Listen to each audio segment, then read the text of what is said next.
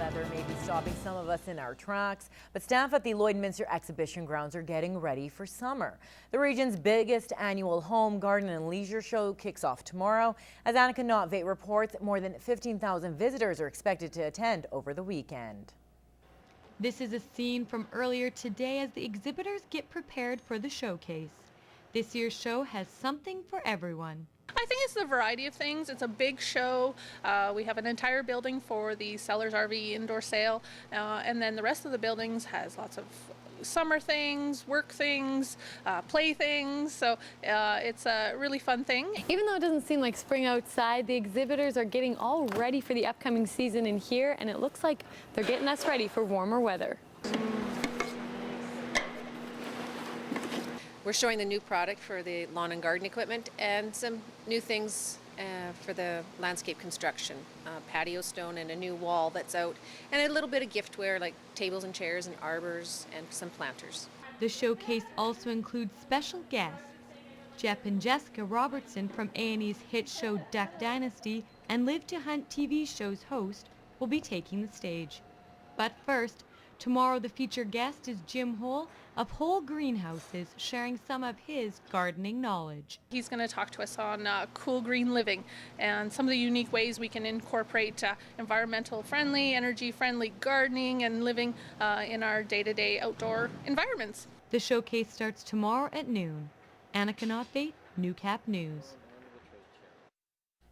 Whether it's to get a touch of color or just to get some vitamin D, many are flocking to tanning beds, especially during the cold winter months. But according to the World Health Organization, the artificial UV rays emitted by tanning beds is a carcinogen, which is a cancer-causing as smoking.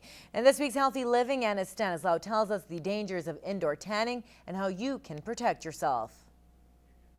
Indoor tanning is alluring to many, especially young adults. But research from Alberta Health Services says more than 10 sessions can double a person's risk of developing melanoma, which is the deadliest and most aggressive type of all skin cancers. And those under the age of 35 are at a higher risk. People have to be very observant of if they have a pre-existing moles.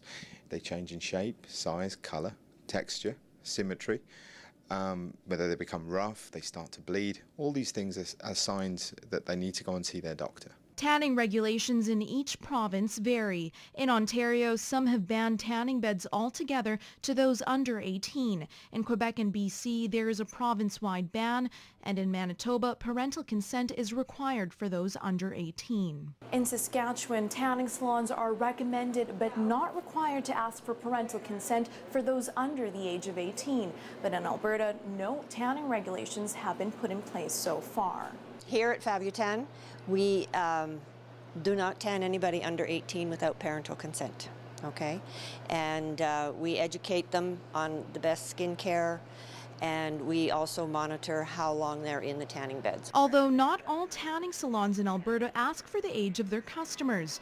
The rise in melanoma among youth is the reason the Canadian Cancer Society in Saskatchewan is pushing for stricter regulations. The Canadian Cancer Society is lobbying the government to enforce the ban of use of tanning beds for youth, for anyone under 18. Unless it's a spray tan, Dr. Gowrie says there is no such thing as a healthy tan. The thing about skin cancer is it's very, very easily preventable, and that is what the message should be. It is a preventable cancer. It's something with malignant melanoma especially. If you have exposure to the sun or go out and use tanning salons, you're putting yourself at unnecessary risk. Anna Stanislaw, Newcap News. Around the region's Kayla Buchanan joining me here on the desk for a little preview of what's to come for tonight's show.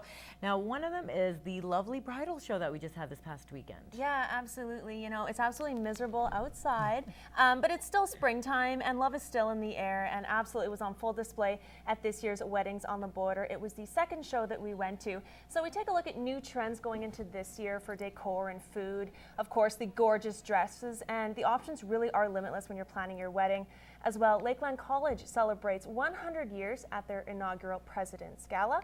And then finishing up the show, I'm joined by two very special guests. Fellow Newcapper April Valoroso sits down with singer-songwriter Cecile Duquesne at The Root. That's all coming up tonight at 7:30 on ATR. Turning to Ag News now, farmers and ranchers have a little over a week left to sign up for the Saskatchewan crop insurance. Now, with the March 31st deadline fast approaching, Kyle Gallagher takes a look at the program. Yesterday, the Saskatchewan government announced its budget for 2013, and it looks like farmers will be getting a boost to their crop insurance this year. Of the $406.9 million in the agriculture budget, almost half is dedicated to crop insurance. It features a record budget of $198 million and a record coverage of $194 per acre on average. In a news release, Lyle Stewart, Saskatchewan's Minister of Agriculture, stated, "We continue to invest in programs such as crop insurance to ensure Saskatchewan farm and ranch families have the support they need to keep our agriculture industry growing and strong. Agriculture is a major contributor to our province's economic growth and allows investment in the quality of life for all Saskatchewan people." The insurance program has expanded this year. Different types of wheat and oats are now included, as well as more coverage for soybean farmers. We're a multi-peril insurance program. We offer coverage on almost all crops that are commercially grown crops in Saskatchewan, and we cover natural causes of loss like hail, excess moisture, or drought. Farmers or ranchers who are unsure about applying for the insurance program are encouraged to get in touch with the SCIC. Saskatchewan Crop Insurance offers a large number of options that would tailor business risk management on their farm operations. We have different products that we offer. We offer different coverage levels. And remember, if you're looking to get crop insurance for the upcoming season, you only have 10 days left to do it. The deadline to apply, cancel, or change your crop insurance contract is March 31st. Kyle Gallagher, Newcap News.